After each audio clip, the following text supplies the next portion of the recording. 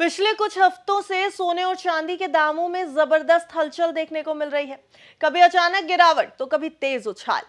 निवेशक एक तरफ अमेरिकी आर्थिक संकेतों से उलझे हुए हैं तो दूसरी तरफ सुरक्षित ठिकाने की तलाश में फिर से गोल्ड और सिल्वर की ओर लौटते भी दिख रहे हैं। और इसी बीच 10 नवंबर को बाजार में एक बार फिर सोने चांदी की चमक लौट आई।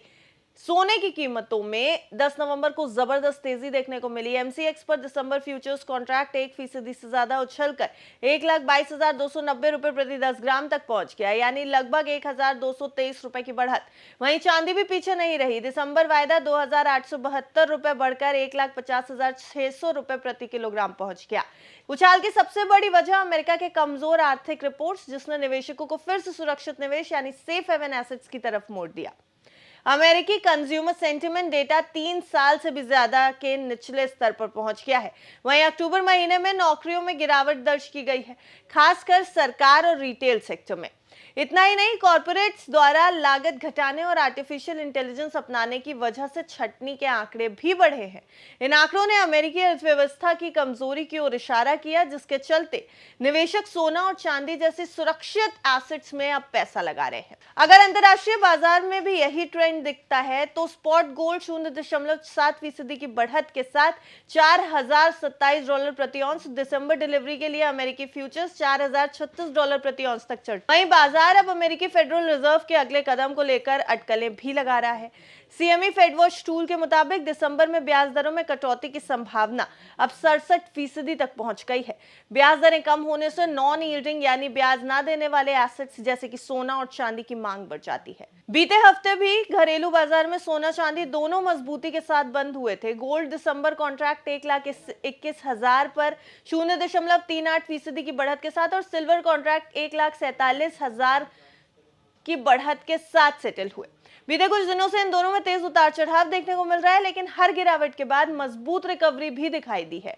डॉलर इंडेक्स की कमजोरी ने भी कीमती धातुओं को सपोर्ट दिया है। अमेरिकी सरकार के शटडाउन के चलते डॉलर थोड़ा कमजोर हुआ, जिससे गोल्ड और सिल्वर की कीमतों को सहारा मिल गया। फिलहाल डॉलर इंडेक्स 99.64 के आसपास टिका हुआ है। अब फिनमार्ट के मुताबिक सोना अपने मेक और ब्रेक लेवल $3,870 और चांदी $45 प्रति औंस के ऊपर बनी हुई है। फिनमार्ट का अनुमान है कि इस हफ्ते सोना और चांदी दोनों में तेज उतार चढ़ाव रहेगा, खासकर डॉलर इंडेक्स अमेरिकी महंगाई डेटा और शटडाउन की स्थिति को देखते हुए। एक्सपर्ट्स कह रहे हैं सोना इस हफ्ते 3,870 से $4,140 प्रति औंस के दायरे में और चांदी 45 से $50 प्रति औंस के दायरे में रह सकती है। एमसीएक्स के लिए अगर देखा जाए तो एक्सपर्ट्स का कहना है गोल्ड को 1,20,550 से 1,20,100 के बीच सपोर्ट और 1,21,660 से 1,22,200 के बीच रेजिस्टेंस मिल रहा है। वहीं सिल्वर के लिए सपोर्ट है 1,46,800 और रेजिस्टेंस 1,50,150 के आसपास। अगर सोना 1,17,700, 1,44,400 से ऊपर बना रहता है तो निवेशकों का भरोसा कायम रहेगा। कमजोर अमेरिकी डेटा, डॉलर में गिरावट और बढ़ती ग्लोबल अनसर्टेनिटीज, इन तीनों ने मिलकर एक बार फिर सोने को निवेशकों का पसंदीदा सुरक्षित ठिकाना बना दिया है। लेकिन कब तक?